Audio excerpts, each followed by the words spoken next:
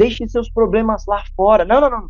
Não tem como. Não cante por cantar, não leia por ler. Tenha consciência. É o formalismo, né? A gente já tem a liturgia pronta, eu não posso sentir, a oração tem que ser aquela forma. Então isso é que a gente não pode. Fala pessoal, está começando mais um Pode Entender, um podcast para você melhor entender a pregação do último final de semana.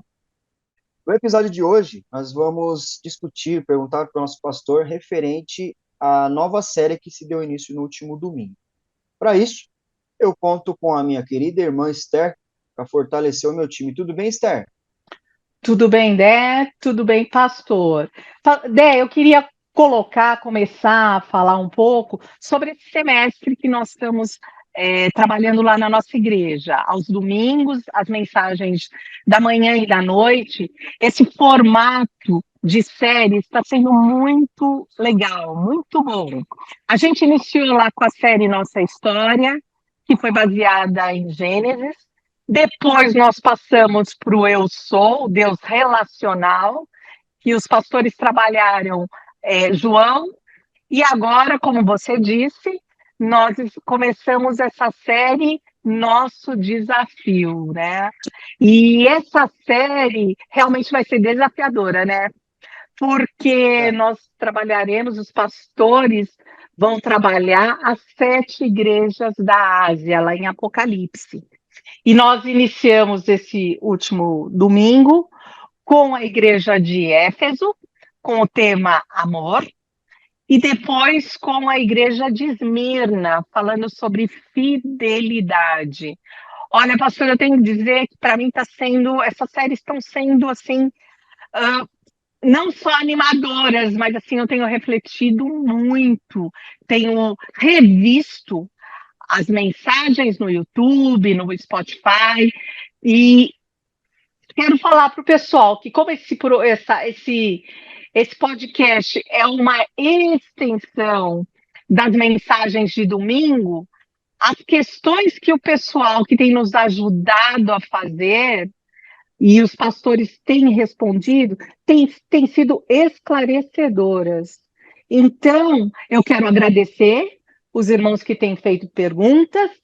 Quero convidar a todos aqueles que não estão indo lá na igreja aos domingos para ver que vá, e se não puderem, que assistam, que ouçam, para não perder, porque isso tem feito eu crescer muito, pastor, e tenho conversado com os irmãos da igreja e também sei que eles têm amadurecido, porque com a palavra a gente consegue rever, ler a palavra de Deus, ouvir e assim colocar em prática no nosso dia a dia. Então, eu estou bem animada com essa nova série e o que está por vir aí no próximo semestre. Né, Dé? É isso aí. Antes da gente passar para a parte das perguntas, é que ele é tão de casa já que a gente já não recebe, não dá as boas-vindas para ele, né?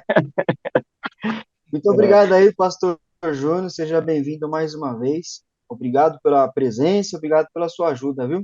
Louvado seja Deus, né? Depois de a gente poder começar o programa assim, animados e felizes com aquilo que Deus está fazendo na nossa igreja, né? Eu tenho visto que aquela expressão edificar a igreja, ela acontece dentro desse contexto aí, né? À medida em que a gente vai recebendo a palavra de Deus, a gente vai crescendo, a gente vai construindo, né? A igreja está sendo edificada nesse sentido, então é motivo da gente realmente dar graças a Deus, louvar a Deus por tudo aquilo que Ele tem feito lá, e vocês são parte importante nisso também, né? Porque vocês estão aqui contribuindo para servir a igreja, para que a igreja também seja alimentada através desse conteúdo aqui de comunicação, nas redes sociais. Então é muito importante esse trabalho que a gente faz como membros do corpo de Cristo, né, todos juntos.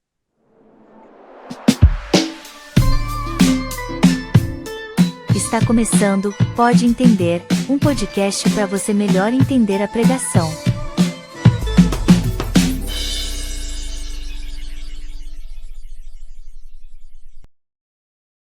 A gente vai dar início ao nosso episódio, né? E a primeira pergunta pergunta que veio lá da igreja de Vila Itália é da nossa irmã Júlia Dória. Vamos conferir aí. Nós sabemos que Jesus fez um elogio, uma crítica e uma promessa para a igreja. Mas que promessa Jesus fez a eles? Legal, obrigado, Julinha, pela pergunta.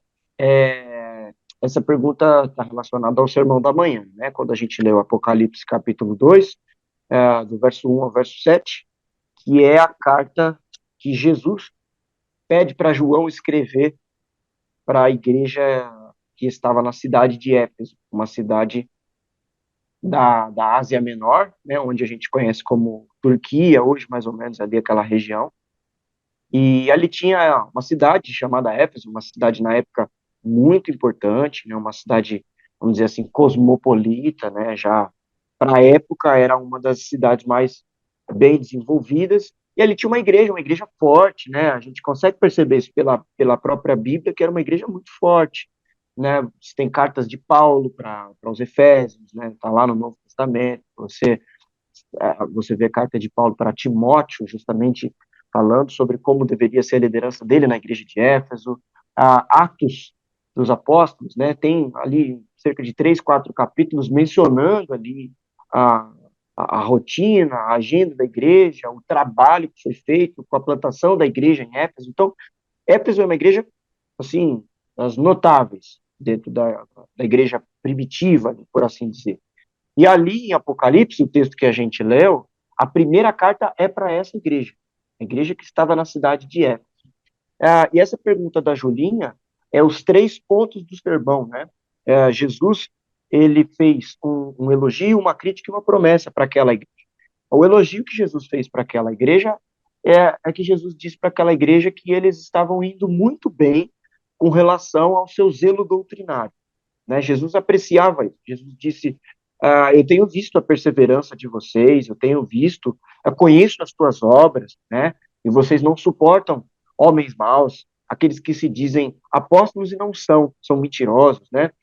Vi também que vocês afugentaram os nicolaítas, né? Que eram um grupo de hereges, né, um movimento de heresias que estava ali se infiltrando nas igrejas primitivas, e a igreja de Éfeso era uma vanguardista aí da apologeta, da doutrina, né? Estava ali combatendo isso. Esse foi o elogio que Jesus fez àquela igreja. Jesus aprecia isso. Contanto, Jesus pega e diz assim: porém, tenho contra vocês, igreja, que vocês abandonaram a prática do primeiro amor. Voltem, se arrependem, senão eu vou apagar as luzes, né? Vou remover o candeeiro da igreja. E aí é que pega, né? Porque essa foi a crítica de Jesus. Jesus diz: vocês estão indo muito bem doutrinariamente, mas isso não é suficiente. Vocês abandonaram a essência da fé cristã, que é o amor, né? Jesus ensinou isso para os seus discípulos: vocês vão ser verdadeiramente reconhecidos no mundo como seguidores de Jesus se vocês amarem uns aos outros. Então, quer dizer, a igreja de Éfeso ficou tão forte internamente, ela ficou tão rígida dogmaticamente, doutrinariamente, que ela fez com que as suas obras, né, o resultado da sua agenda como igreja, não correspondesse à agenda de uma igreja, de fato. Por isso que Jesus diz: eu não estou com você, eu estou contra vocês. Nisso não há nenhum louvor. Isso não é do meu agrado, não é o que eu esperava de vocês. Até comentei com a igreja. Nós sermos criticados pelo mundo por aquilo que nós fazemos como igreja é comum. Agora, nós sermos criticados por Jesus, nossa, que frustrante é para uma igreja. Poxa, a gente só canta sobre Jesus, a gente lê os evangelhos de Jesus, a gente ora em nome de Jesus. Então, toda a expectativa da igreja, minimamente falando, é o quê? É agradar, exaltar o nome de Jesus. Aí, de repente, você recebe uma mensagem de Jesus dizendo: eu não estou gostando disso. Né? Que decepção, que frustrante, né? E é por isso que Jesus diz: então, voltem, se arrependam, senão não há mais razão de nós estarmos em Éfeso. Porque a razão de nós estarmos em Éfeso é nós fazermos a diferença, e vocês não estão fazendo diferença. Vocês não estão marcando essa cidade com o trabalho cristão de vocês. Então, essa foi a crítica de Jesus. E aí, então, vem a promessa. Ele diz que se a igreja ouvir né? Aquilo que o Espírito está dizendo à igreja. Se arrepender, ele diz ao vencedor, dá-lhe o direito de comer da árvore da vida. Então, essa é a promessa que Jesus faz para a igreja de Éfeso. A promessa que ele faz é essa promessa de estarmos com ele lá, novamente, né? Lá no paraíso, comendo do fruto da árvore da vida, que foi um deleite que nos foi tirado por causa da queda, por causa do pecado. Então, novamente, o pecado ainda na igreja continua nos impedindo de desfrutar aquilo que Deus tem para os seus, para o seu povo, né, para os seus escolhidos, para a sua igreja. Então, novamente, Jesus relembra a promessa de Gênesis para a igreja. Ele diz: volta, se arrependam. O arrependimento é o caminho de volta para o relacionamento com Deus. O amor daquela igreja se esfriou porque talvez ela, por alguma razão, abandonou o relacionamento com Jesus. Ela sabia já tocar tão bem a igreja, liturgia, Né? administração, gestão de pessoas, né? A gente cai nesse erro como igreja. A gente já sabe como faz, né? A gente já aprendeu ali muitos. Eu fiz até as contas, né, com a igreja. Eu falei, ó, aproximadamente o apóstolo Paulo plantou essa igreja no ano de 52. Essa carta aproximadamente foi escrita por João no ano 90 e pouco ali. Então a gente tem um intervalo aí de 40 e pouquinhos anos ali. Pô, em 40 anos muita coisa acontece numa igreja, né? E uma das coisas que aconteceu em Éfeso foi que essa igreja ela ficou muito firme doutrinariamente, muito sólida doutrinariamente, no entanto, muito enfraquecida no seu amor. Então, esse foi o elogio, a crítica e a promessa que Jesus fez para aquela igreja e que também respinga para nós, né, que sobra para nós também como igreja, como reflexão para nós como igreja hoje. Nós não podemos ir no automático, né, pastor? Isso eu acho que faz, faz a gente ir. É isso que você falou. Nós sabemos como é, então nós vamos. E esse automático não é o correto para adoração a Deus. Né? Exatamente. É mais ou menos aquilo que a gente tem falado muito nas quartas-feiras, né, Esther? A gente lendo lá, estudando o livro de Atos dos Apóstolos, a gente tem percebido que a dependência do Espírito na igreja que faz a igreja ser igreja, né? É esse fator distinto que faz a igreja ser, né, uma organização, um grupo, um ajuntamento, sei lá, né, o nome que você quer usar aí para a igreja, né, para esse corpo de pessoas. O diferencial da igreja é o Espírito. Não é só pessoas com certas qualificações, não é só mera reunião, né, mais uma alternativa religiosa. Não, não, peraí. Tem um fator aí muito distinto na igreja, que é o trabalho, a presença de Deus, justamente na pessoa do Espírito Santo. Então, quando a igreja perde essa sensibilidade de ouvir o Espírito, de obedecer a Deus, né, através da palavra de Deus que é inspirada pelo Espírito, onde o próprio Espírito nos ilumina para entendê-la, né? Nós somos convencidos dos nossos pecados através do Espírito. O pregador tem eficiência na entrega da mensagem, na ministração do Espírito. Então, a igreja tem que depender do Espírito. Não adianta os pastores simplesmente serem doutores em teologia, a igreja ser um grupo social economicamente bom e assim a gente mantém financeiramente os trabalhos da igreja. Não adianta você ter um volume de pessoas que preenche todos os cargos da igreja. Não, porque a igreja não precisa só de organização. A igreja é também um organismo vivo. E esse organismo vivo que é a igreja é a própria vida do próprio Deus em nosso meio. Então a igreja ela não pode incorrer nesse erro de cair no automático, de simplesmente, bom, a gente já sabe como é que faz, como é que cumpre a cartilha, né, como é que põe ordem nas coisas, então a gente afugenta os nicolaítas, a gente não suporta os homens maus, né, mas na hora de demonstrar misericórdia, demonstrar amor, de viver na prática a justiça de Deus na cidade, não dentro dos muros, mas fora dos muros. Jesus diz: vocês não aprenderam, vocês não entenderam. que foi o que a gente leu na contrição, Miqueias capítulo 4, quando Deus diz por meio do profeta: eu não quero sacrifício, eu não quero holocausto. Não é isso que eu espero de vocês.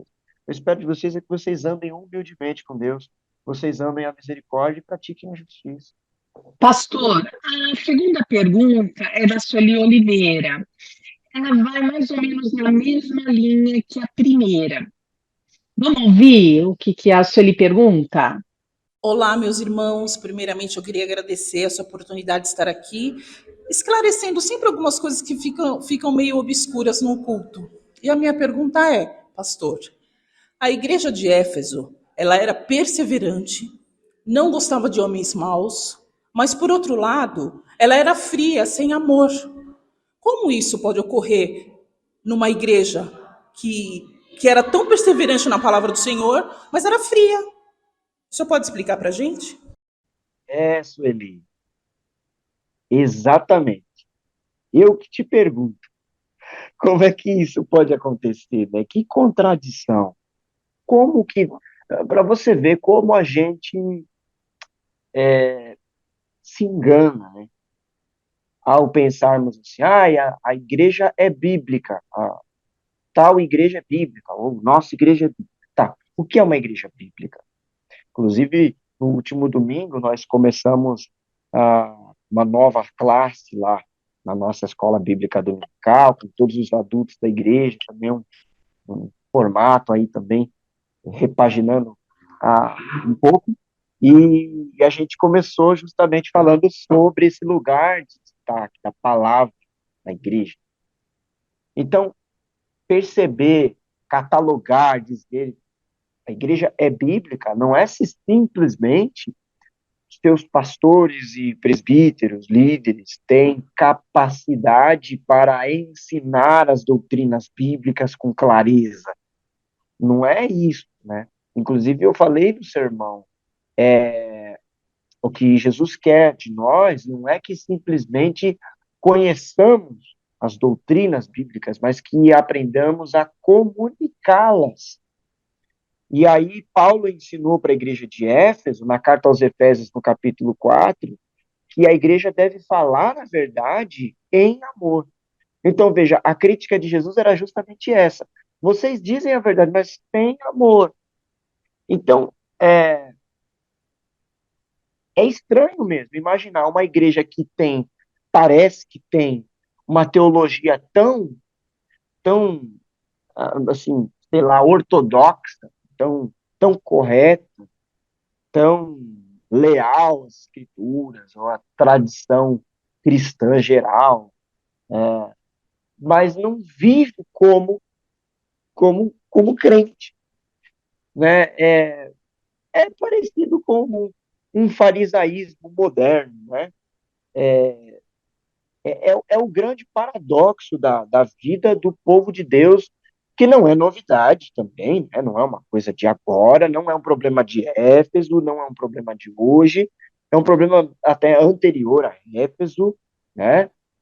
Israel também tinha problemas com essas coisas, né? Então, assim, realmente é estranho, é complexo isso. Como que pode? Como pode ser isso?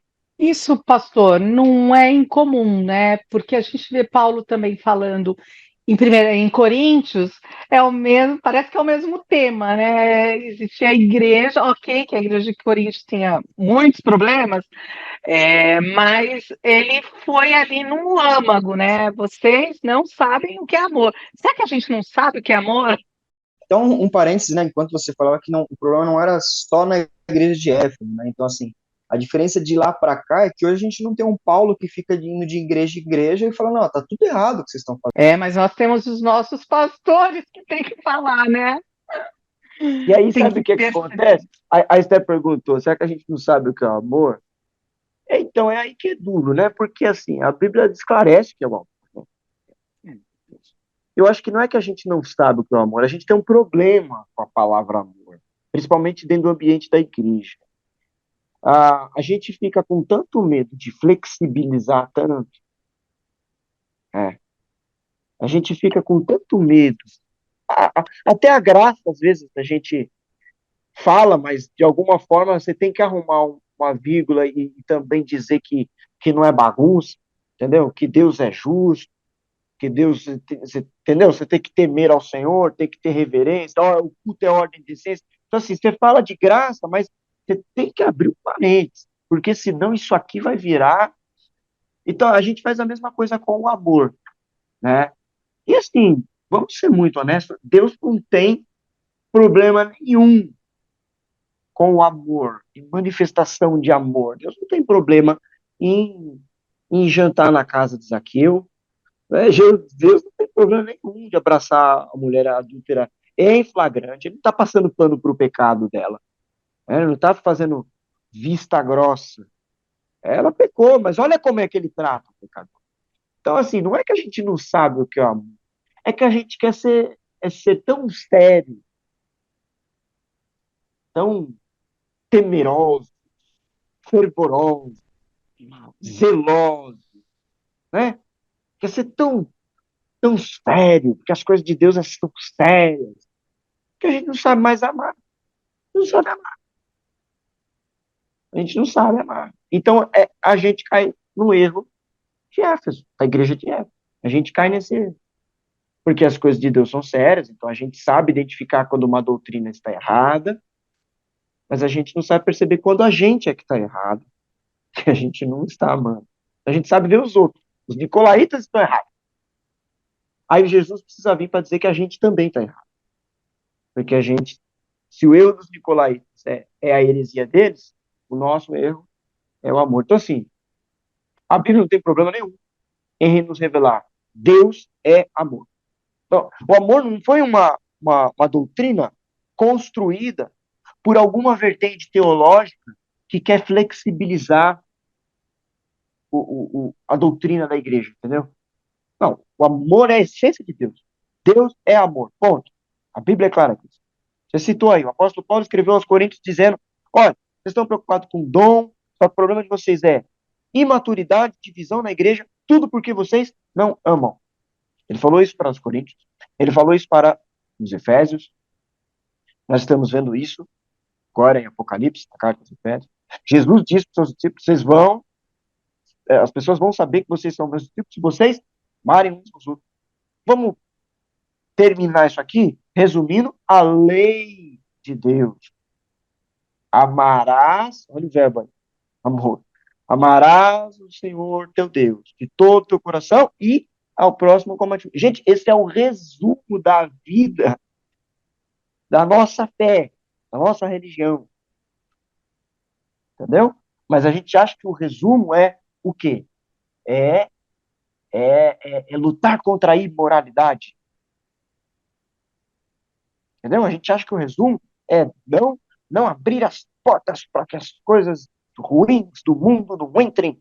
Mas cuidado, porque esse pensamento já é um pensamento secularizado. É um pensamento mundano, não é um pensamento bíblico.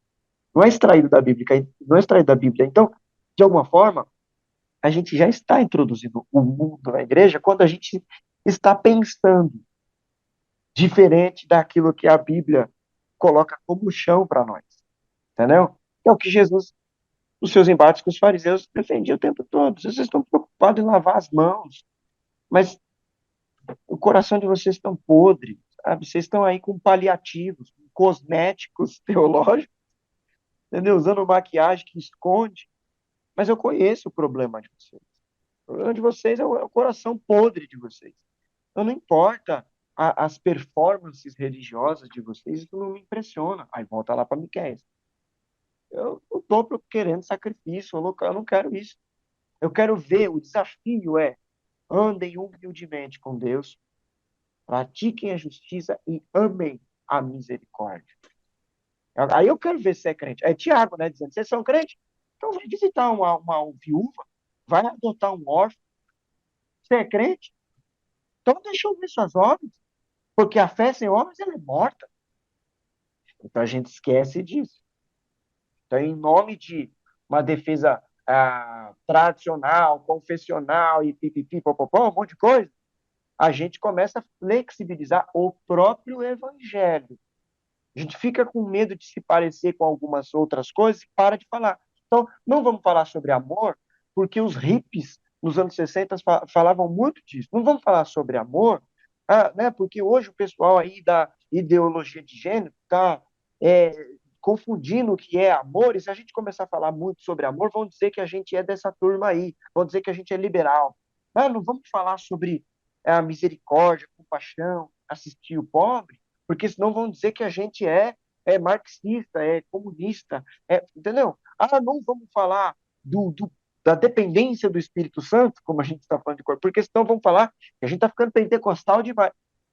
Então, eu não sei, assim, o que é ser bíblico.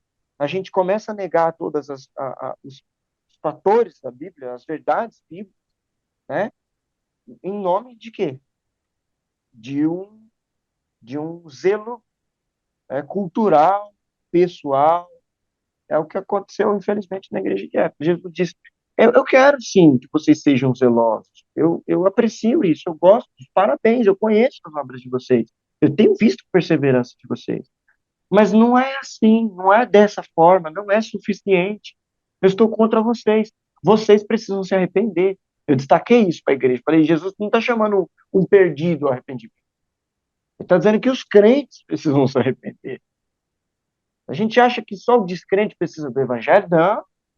Uma igreja de 40 anos está precisando ouvir do próprio Jesus que eles têm que se arrepender, que está tudo errado. Então, por isso que a série chama assim, Nosso Desafio, porque não é confortável, é desafiador, é desafiador. Esse último comentário, o fechamento da resposta aí, quando fala que não é para fora que está se falando que tem que se arrepender, é dentro da igreja. Né? Então, assim, quando você fala ali com quem, entre aspas, ele está tratando a doença, ele se julga, que eu sou crente, que não sei, você fala para ele, o que você está fazendo aí, cara, serve para nada. Aí você começou a resposta, né, falando que, você imagina, não é o pastor que está falando que o seu trabalho está errado, é Jesus que mandou falar, já pensou, meu, que tudo que você está fazendo ali é em vão, porque o que você está fazendo está errado. E no final ele fala, né? Se você não se arrepender, você não vai comer da árvore da vida, né? Como é que é o final lá do texto? Ele Agora fala, eu não se lembro. vocês não se arrependerem, eu vou remover o candeeiro, quer dizer, eu vou apagar as luzes da igreja, quer dizer, a glória da igreja vai embora, porque a gente tem que entender qual é a missão da igreja, qual é o papel da igreja. Pronto. Missão da igreja, Jesus mesmo diz, vocês são a luz do mundo, vocês são o sal da terra. Quer dizer, a igreja é testemunha de Cristo na cidade. Se a igreja não está fazendo diferença nenhuma na cidade, o próprio Jesus está dizendo, bom, a gente pode fechar as portas, porque Éfeso não está precisando mais de igreja. Porque, em tese, Éfeso não tem uma igreja. Vocês não estão sendo igreja em Éfeso. Então, aí é bom lembrar que quando ele estava falando, quem estava dizendo isso, o próprio texto diz assim, essas coisas diz aquele que tem as 7 estrelas na mão, né? Que aí a gente, lendo o texto, inclusive do capítulo anterior, capítulo 1, que traduz esse simbolismo, que as 7 igrejas são as 7 estrelas são as 7 igrejas, né? Então, quer dizer, Jesus tem na palma de suas mãos o domínio, a autoridade, o controle das igrejas. Então, essas coisas, quem diz, é o dono da igreja, entendeu? Não é um atrevido qualquer aí, que estudou um pouquinho mais de teologia e está querendo, entendeu, ser mais esperto que os outros na igreja. Você não sabe de nada, eu fiz seminário, eu sei, deixa eu ensinar vocês. Não. É Jesus, o dono da igreja, que está dizendo que nós estamos errados. Olha como isso é dolorido. Ele termina falando que quem tem ouvidos, né? Ao vitorioso darei o fruto da árvore da vida que está no paraíso de Deus. Quer dizer, o fruto, a árvore da vida está ali, ele estaria tirando se eu não me arrepender, né?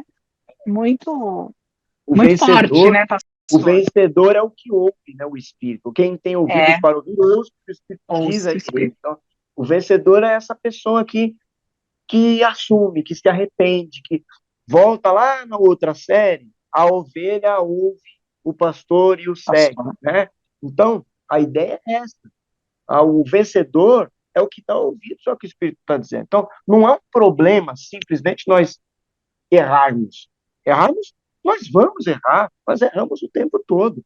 Não foi só Éfeso que errou. Nós podemos errar, incorrermos no mesmo erro, inclusive. Errar não é um problema para na nossa relação com Jesus. Inclusive, isso aí é um assunto pacífico, inclusive. Jesus, ele sabe que nós somos pecadores, ele deu a sua vida para nos salvar, porque realmente a gente é um povo errante. Esse não é um problema. O chamado é o arrependimento. É dizer, ó, vocês estão errados, mas vocês precisam agora entender que vocês estão errados. Me ouça, Se vamos retomar, arrepender, né? vamos voltar, vamos se arrepender. Então, o ouvir é o obedecer. Então, o vencedor é o que obedece, é o que acata essa palavra e fala: vamos organizar essa bagunça, vamos retomar, vamos voltar de onde a gente nunca deveria ter saído. E nessa busca, né, pastor, já foi falado aqui sobre a ordem e decência no culto, né, algumas coisas que são colocadas dentro da igreja, em contrapartida, outras igrejas fazem diversos, aí, entre aspas, movimentos para avivar o culto e tal. E a terceira pergunta, que é do Lucas Dória, ela entra um pouco nesse sentido, né? Vamos ouvir essa pergunta. Olá, pastor. Eu tenho uma dúvida sobre a mensagem deste domingo de manhã, que é assim, o senhor comentou sobre a racionalidade no culto, né, sobre a igreja. Se a racionalidade torna a igreja fria e negligente a ponto de ele esquecer o primeiro amor, como o senhor mencionou, o que caracteriza então o culto racional? Por que ele é importante ser racional se tornará a igreja apática? Bom, a gente precisa fazer uma diferença entre racionalismo e racionalidade. Essa pergunta do Lucas me parece que está indo mais, embora ele usou o termo racionalidade na pergunta, o que está por detrás a ideia, a compreensão do racionalismo. O racionalismo é uma herança filosófica, né? O racionalismo, os racionalistas, né? É uma herança filosófica que defende o seguinte: a razão, né, é quem domina, é quem controla, é quem decide. Então, cria-se uma dualidade entre razão e emoção, né? Que, por exemplo, no dia a dia, às vezes as pessoas ouvem conselhos do tipo: você não pode decidir, né, pela emoção, agir na emoção, você tem que ser mais racional. Então, abre-se essa ambiguidade, né? Como se fossem realmente duas coisas opostas. Eu não lembro se foi Pascal, filósofo, que escreveu isso, mas eu sei que o cantor Gilberto Gil citou essa frase, que eu acho que é de Pascal, não estou me lembrando agora exatamente. O coração tem razões que a própria razão desconhece, né? É muito interessante essa frase, porque é o coração que a emoção, né? A gente diz que você é um cara muito que age pelo coração, é muito emocional. Então, a figura do coração é das emoções, né? No Ocidente aqui, tá? Não estou falando na Bíblia, não.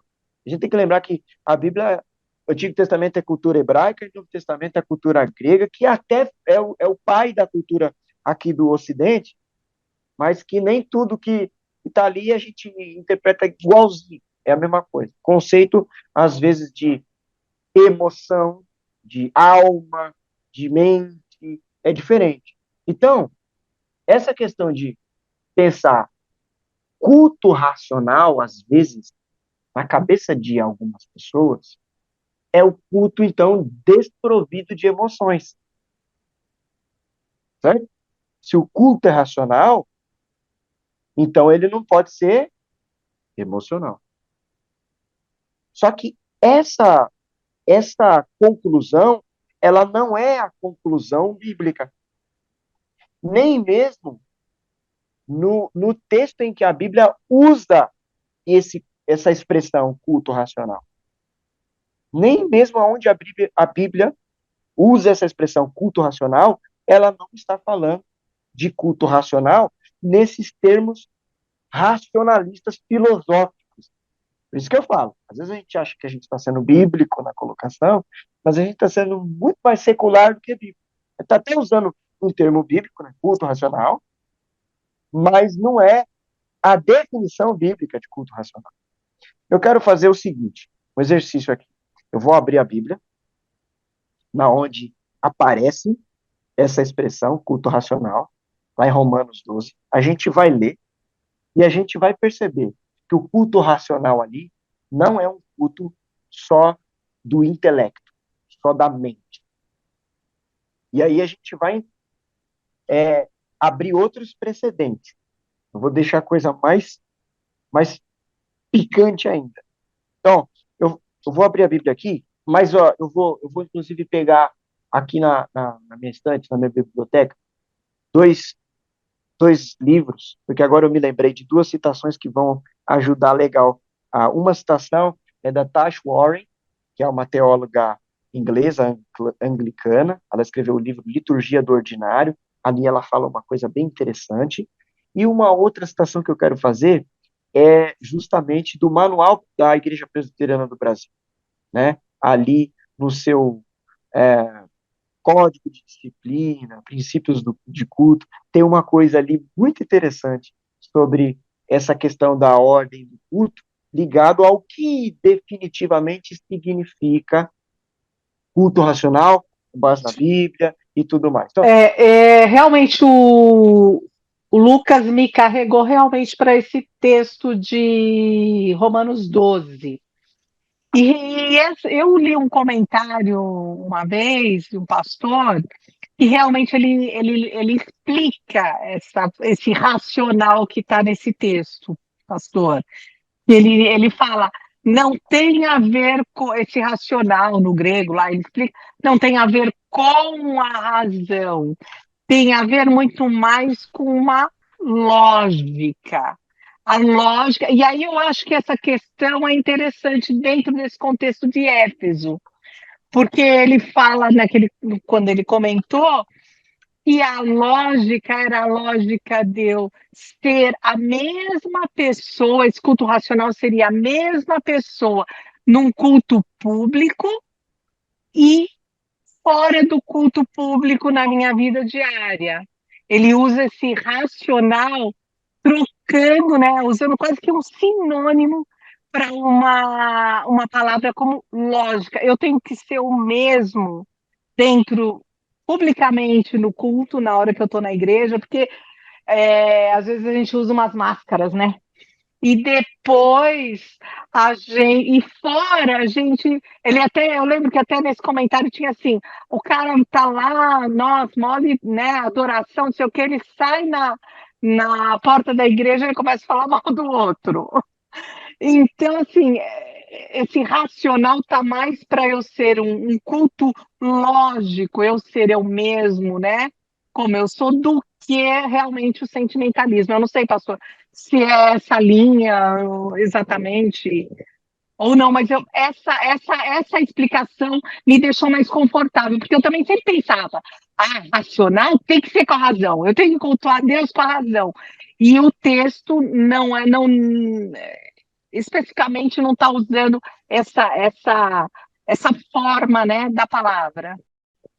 o racional também pode ser entendido como uma questão de consciência. Vamos mudar a palavra, culto racional. É tipo assim, seja o culto de vocês consciente. Quer dizer, não cante por cantar, não leia por ler.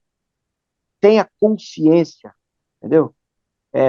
Preste atenção no que é que você está cantando, no que é que você está lendo, para quem que você está orando. É isso, é esse exercício, claro, cognitivo, intelectual, por assim dizer, racional, mas não é que o culto ele está concentrado nisso. O culto é isso. Bom, vamos lá. Eu peguei aqui as coisas que eu falei que eu ia pegar, certo? Então eu vou abrir aqui Romanos 12 primeiro. Romanos 12. E aqui o apóstolo Paulo, escrevendo para uma igreja, né?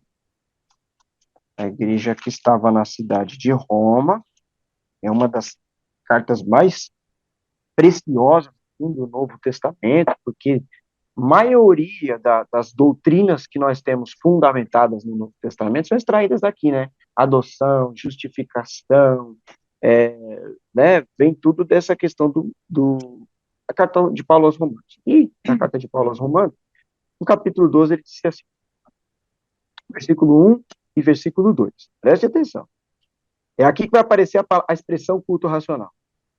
Olha aonde essa expressão aparece, qual o contexto, o que é que Paulo está falando, e no meio dessa fala ele coloca. Vamos lá.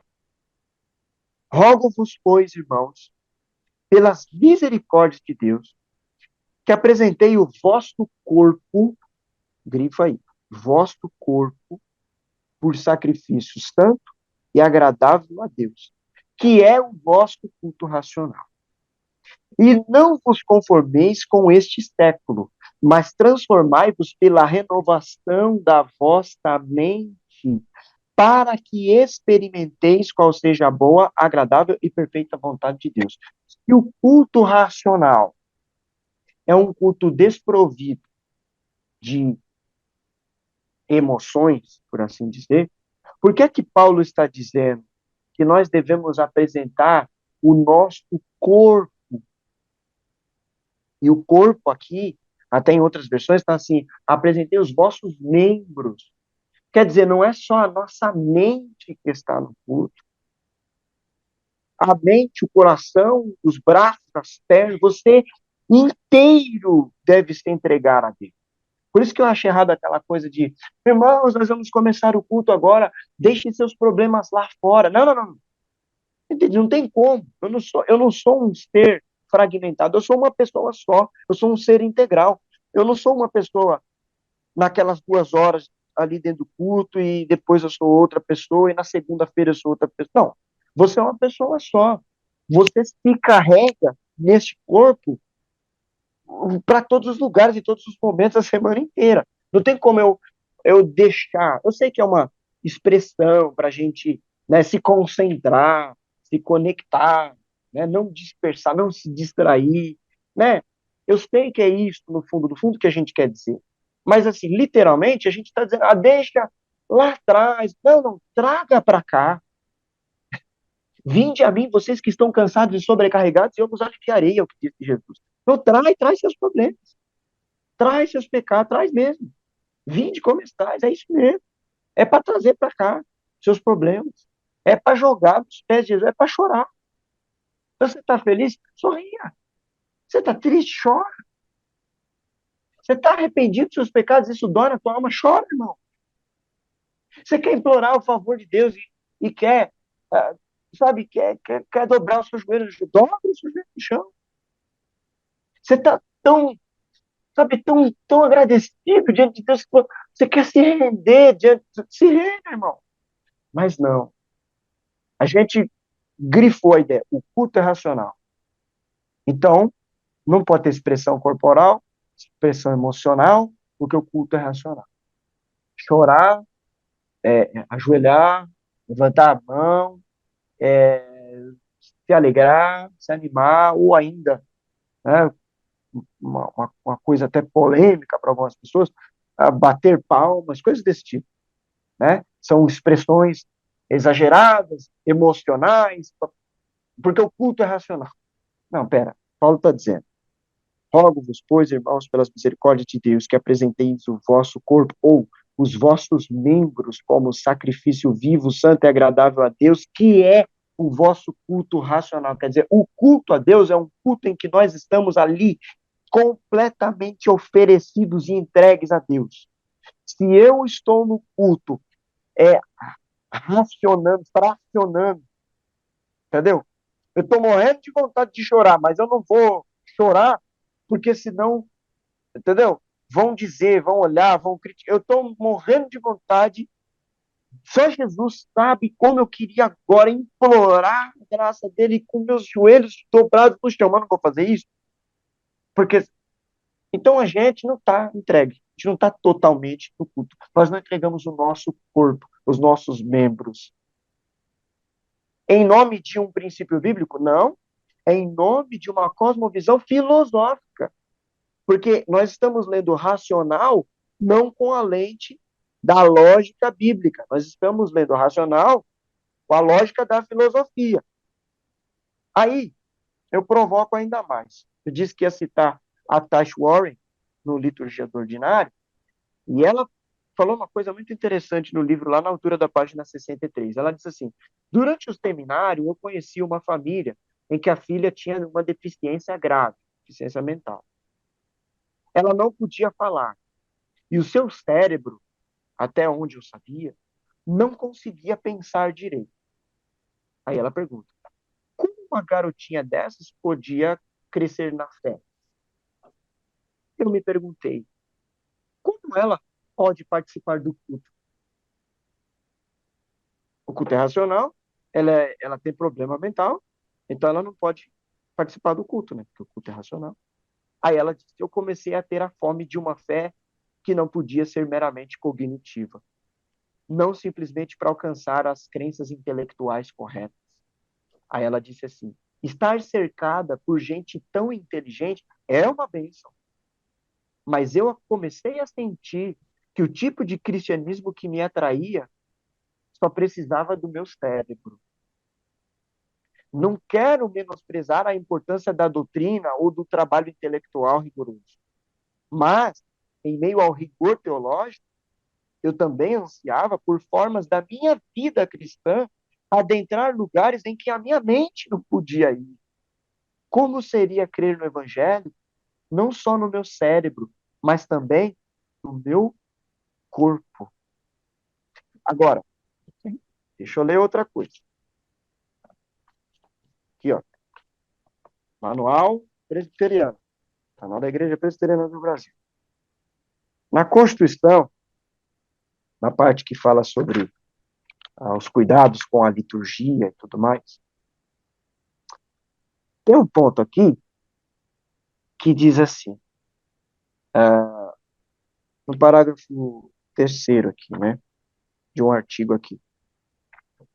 Ele diz assim: cultuar com o espírito e com a mente, com ordem e com decência.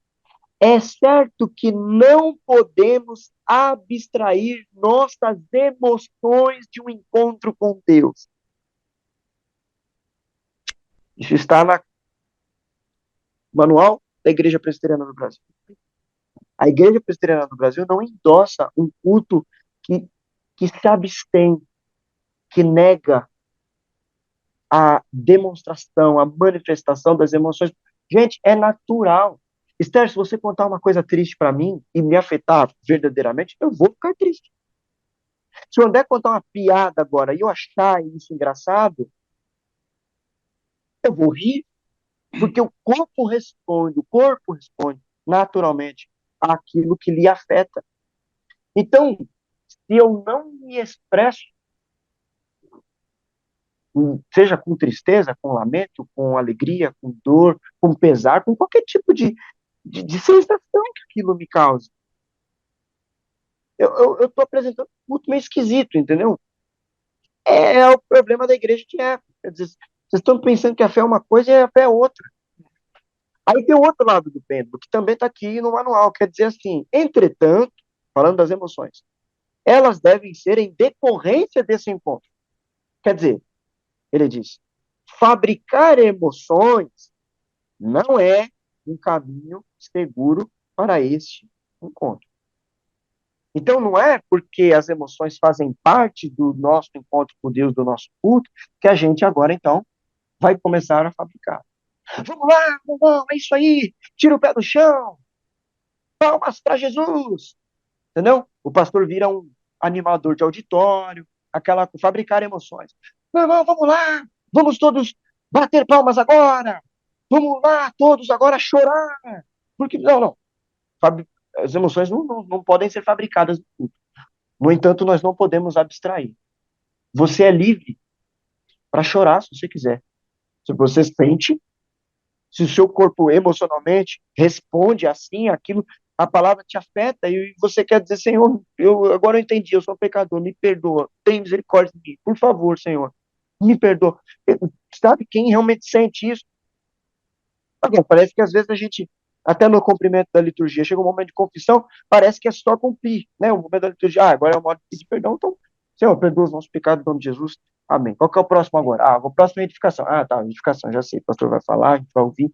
Então a gente vai indo no automático. A igreja de Éfeso já estava no automático, já sabia o que tinha que fazer, e Jesus disse: vocês acham que sabem o que tem que fazer. O que tem que fazer, vocês não estão fazendo. Então, culto racional não é racional segundo o racionalismo da filosofia.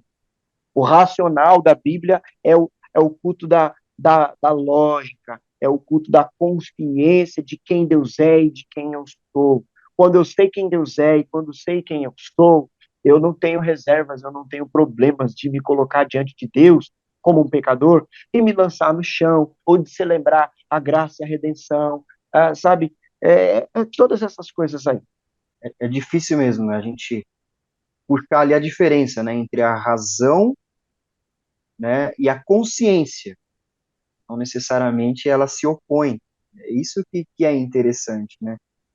A razão de você saber o que você está fazendo e a consciência de você sentir o que você está fazendo. É uma coisa curiosa, né? E o perigo disso, de acabar entrando no automático, como a gente falou mais de uma vez aqui, o pastor enfatizou, dia a dia ali, é o nosso É. desafio. É o formalismo, né, que a gente chama, né? Nós entramos no formalismo. Então a gente já tem a liturgia pronta, eu não posso sentir, a oração tem que ser aquela forma. Então isso é que a gente não pode acontecer isso na igreja. Exato, Penso. porque aí a gente engessa a nossa espiritualidade dentro do pacote da religiosidade. Aí, pastor, você falou à noite sobre a igreja de Esmirna, né? E eu acho que isso entra um pouco na fidelidade, como a gente adora a Deus, né? Porque você falou um pouco, falou que ela era fiel e que ela tinha esperança. Então, acho que entra um pouco nessa coisa da fidelidade com Deus, como é o nosso culto. Então, Esther, assim, né? Interessante, né? Que diferente da igreja de Éfeso, onde Jesus criticou, né, o comportamento daquela igreja, para Esmirna, Jesus deu um consolo, né? Jesus disse: eu tenho visto as tribulações de vocês, eu sei da pobreza de vocês, eu sei das dificuldades que vocês estão passando, as calúnias que vocês estão tendo que suportar aí, daqueles que se dizem judeus e não são na verdade sinagogas de Satanás. Eu tenho visto tudo isso, mas não temam em sofrer essas coisas. Quem é que diz isso? Aquele, né, que está lá no texto, essas coisas diz aquele que esteve morto e voltou a viver. Ou seja, você conhece a história de Jesus, você sabe qual é a história de luta, de sofrimento. O que consolador é Jesus sentar do nosso lado, né? Dar um abraço e dizer: eu sei o que é isso, cara. Eu tô com você. Você não está sozinho. Eu sei o que é sofrer na cidade. Sabe que a cidade já me fez chorar? Né? Você pega aquele texto em que Jesus olha para Jerusalém e ele chora. Ele diz: puxa, Jerusalém, eu tinha tantos planos para vocês, olha o que vocês se tornaram. Né? Jesus chora. Sabe o que é você entrar num domingo sendo ovacionado por uma cidade inteira e no outro domingo, quer dizer, em uma semana, aquela mesma multidão que dizia: Hosana, o rei chegou. Na outra semana dizia: mata ele, crucifica. A mesma cidade. Então Jesus, ele abraça, né, a igreja de Esmirna, assim, e diz: eu sei o que é isso, eu já passei por isso. Não é fácil viver nessa cidade. Aí tinha todo o contexto que a gente colocou para a igreja. Né? Esmirna foi uma cidade, era a cidade da realeza, né, da época. Assim, os ricos da Ásia Menor moravam em Esmirna. Né? Os templos de Zeus, Afrodite, Apolos, bonitos, ficavam em Esmirna. Esmirna passou por um processo de reconstrução. Né? Foi uma cidade que morreu, foi destruída e depois voltou a viver, né, porque ela foi reconstruída. Então Jesus está, né? Então a Esmirna era uma cidade muito rica. Só que a igreja em Esmirna, por ser igreja, por serem cristãos, por não seguirem a cultura da cidade, eles sofriam no meio disso tudo, porque a elite eram os judeus, aquilo que Jesus disse que era a sinagoga de Satanás, né? A elite religiosa aliada ao poder público, ao Estado, que era o Império Romano, eram os judeus. Então eles faziam de tudo para prejudicar os cristãos. Inclusive eles confiscavam os bens dos cristãos, né? Então a fé cristã em si era a fé dos marginalizados. Os escravos eram eram cristãos, né? O Império Romano tinha o trabalho, o poder de prender cristãos, isso está inclusive no texto lá, Jesus dizendo, vocês vão passar por dificuldades, muitos de vocês vão ser presos, né? Então, assim, era um lugar de muita dificuldade, o texto fala sobre tribulação, né? Tribulação é ser apertado, é ser sufocado, é ser esmagado. Então, a igreja de Esmirna é uma igreja que sofre, é uma igreja pobre, é uma igreja que é perseguida, acuada, pressionada, né? E aí Jesus uma gota de esperança para essa igreja. Ele diz, olha, eu conheço as dificuldades de vocês, mas eu quero convidar vocês a não pararem, a não pararem com as dificuldades, a não permitirem com que essas pressões paralisem vocês, matem vocês. Aqui está falando alguém que já morreu e ressuscitou. Não igual essa cidade aí que foi destruída e reconstruiu. Eu sou aquele que detém o poder da vida nas mãos. Eu sou o Senhor de toda a eternidade. Eu sei que nessa cidade aí, os campeonatos atléticos dão como prêmio uma coroa de louros. Eu tenho para vocês, é a coroa da vida eterna. Então Jesus dá uma esperança para aquela igreja. E somente uma esperança maior, uma esperança sublime, uma esperança ancorada na eternidade é que pode fazer a gente acordar na segunda-feira animado. É o que pode fazer da gente viver a vida na cidade diferente. Porque é fácil você encontrar um desesperado aí na cidade. Eu não estou falando mais de Esmirna, agora eu já estou falando de São Paulo, que é a nossa cidade, por exemplo. Está todo mundo desesperado para pagar as contas, todo mundo desesperado com os impostos, com a mudança de governo. O povo é um povo sem esperança. A gente não tem, a gente não acredita mais na polícia, a gente não acredita mais no poder público, a gente não acredita mais nas promessas que nos fazem.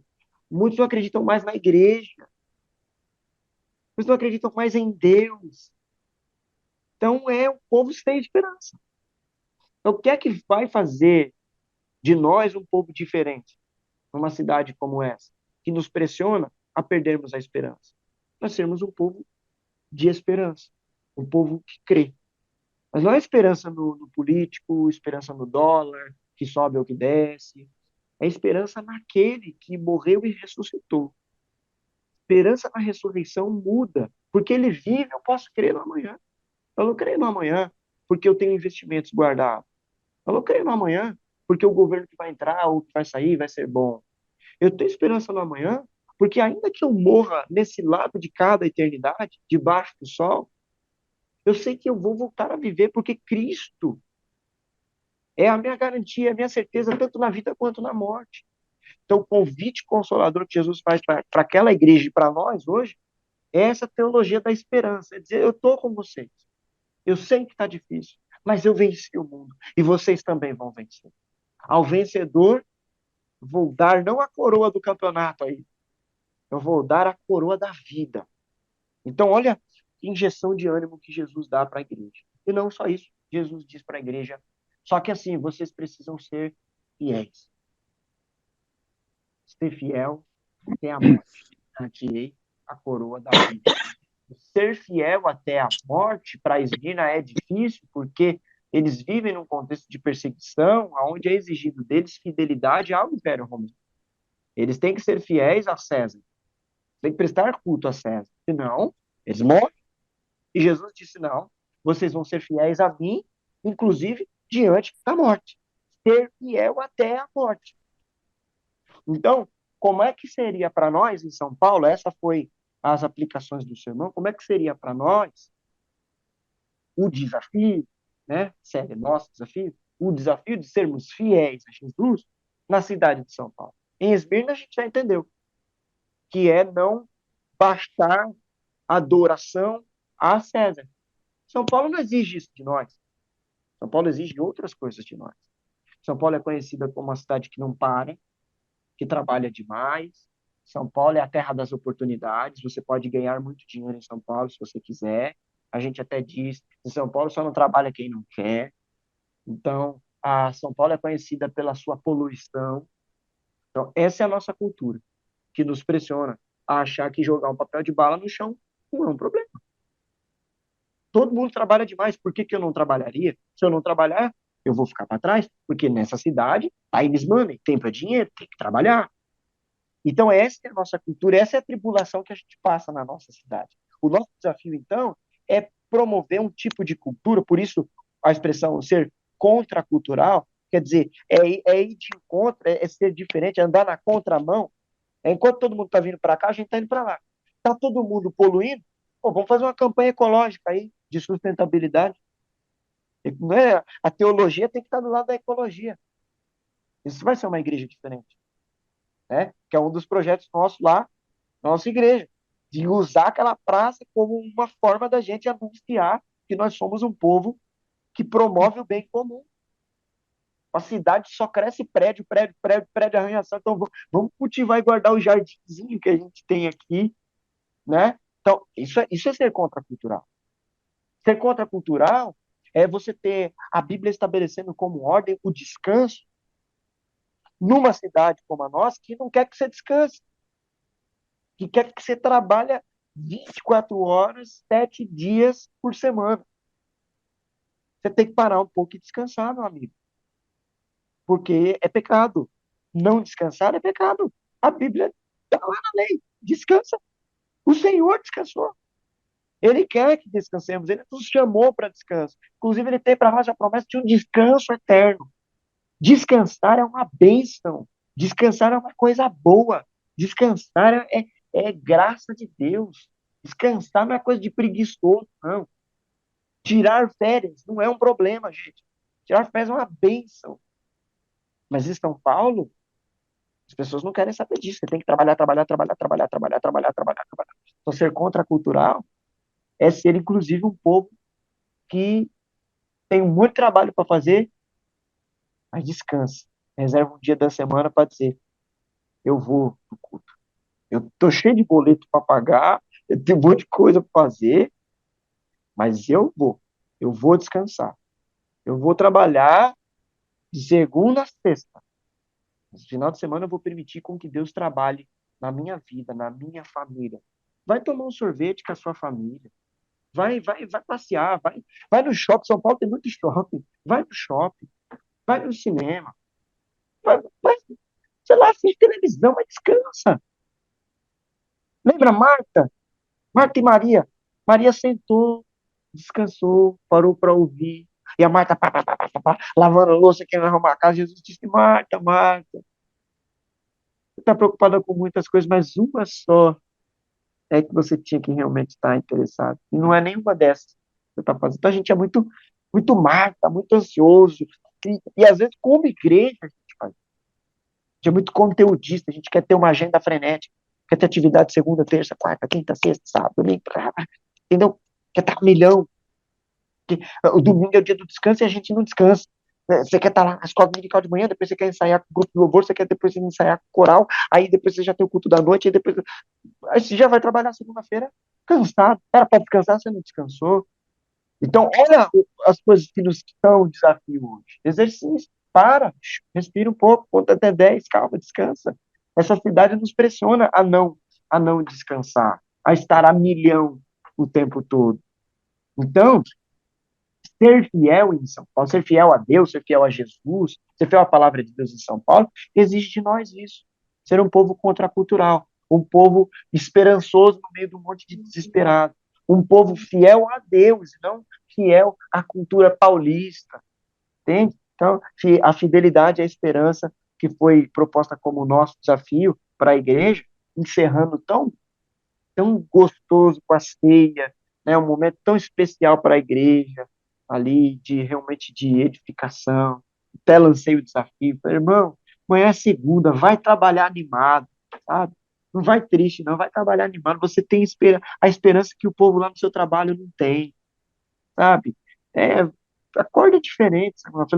Levanta animado, não porque você ganha muito ou você ganha pouco, porque tá sol ou tá chuva lá fora, mas porque Cristo é o seu Senhor, sabe? Porque Cristo te salvou, te livrou do marasmo de viver, como diz Paulo aos Efésios, segundo o curso, né, a cultura deste mundo, segundo o poder do principado, da potestade do mar, quando jaz no maligno. Você é cidadão do reino dos céus, você não é daqui, você é peregrino, sabe? Sua cidade está lá no alto. Não, gente, não esquenta a cabeça, não. Sabe, Deus está cuidando de tudo, e tudo vai acontecer no tempo dele, conforme ele quer. Então, seja fiel ao Senhor, permaneça firme no Senhor, sabe? Ancore nele a sua esperança. E esse é o nosso desafio para os dias de hoje. Bom, esse foi o episódio de número 10 do Pode Entender. Mais um episódio muito edificante. Fica aí não só um, mas vários desafios. E esse é o tema do nosso mês, né? O nosso desafio. E aí, domingo a domingo, os pastores vão colocando pontos ali para a gente exercitar. E durante a semana a gente vai discutindo. É isso aí, gente. Nós agradecemos a todo mundo que ouve, que vê o nosso podcast, mas nós queremos mais gente, nós queremos abençoar, que Deus abençoe mais a vida de mais pessoas. Por isso, além de você escutar, além de você ver, distribui, manda para um amigo teu o podcast, avisa que as mensagens estão lá no YouTube, no Spotify, e vamos lá, gente, vamos incrementar aí as perguntas e esses aprendizados a gente tem que colocar para frente, para a glória de Deus. E antes de eu dar um tchauzinho, eu queria só lembrar também que essa semana é aniversário do nosso pastor Petrônio, e eu queria mandar um beijo para ele, falar para ele que nós oramos por ele constantemente e que Deus abençoe a sua vida grandemente, da sua família, pastor. Ô, Esther, obrigado, hein? Muito obrigado mesmo. Obrigado por lembrar. É amanhã, né? Meu aniversário. Então, obrigado aí por lembrar, por dar as felicitações. Obrigado por orar por mim. Eu sou muito agradecido pela vida de todos vocês, da igreja, né? Da Vila Itália, né, que realmente tem sido uma bênção para mim. Obrigado mesmo. Esther, a gente ia fazer aqui no Pode Entender uma festa surpresa, mas você estragou a surpresa. Oh, desculpa, né? A gente não combinou, né? Aí eu atravessei você, perdão. Pastor, parabéns, a gente vai se falando. Obrigado pela sua contribuição no programa de hoje. Esther, muito obrigado. E um bom dia para vocês. Deus abençoe, viu? Valeu, um abraço. Deus abençoe. Tchau.